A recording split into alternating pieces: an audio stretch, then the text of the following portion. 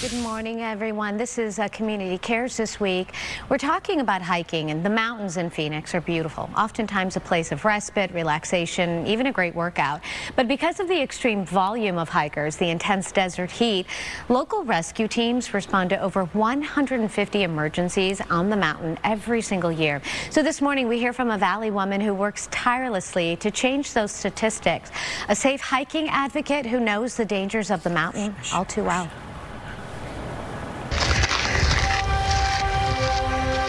Each year, as many as 500,000 people step foot on the Echo Canyon Trail on Camelback Mountain. It's the most popular and heavily trafficked outdoor destination in the entire region. Chelsea McHale will tell you it can also be one of the most dangerous. So 15 years ago in May, my brother, Clint McHale, was a strong, fit, avid hiker, hiked Camelback up to 2 times a week, Arizona native.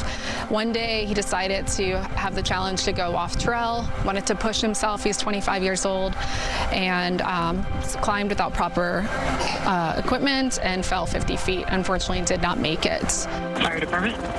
Yes, I was hiking with a friend. He just fell around the mountain. We're on Camelback. And how far did he fall? I don't know, like 4 or 5 stories.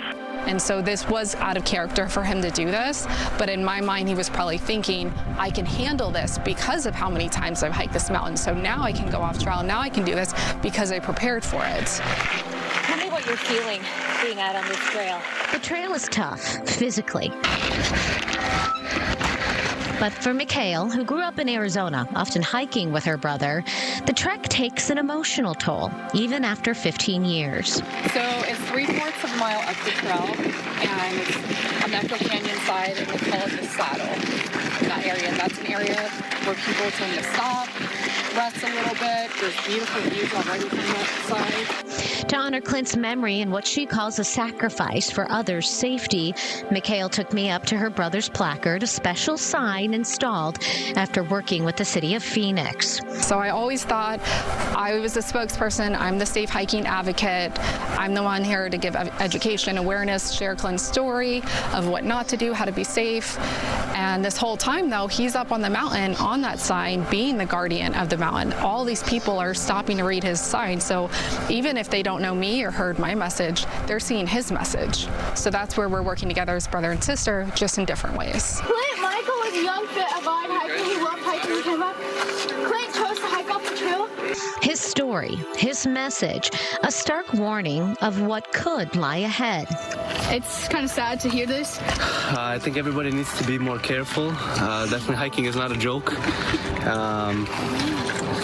Always be hydrated and listen. Never hike alone.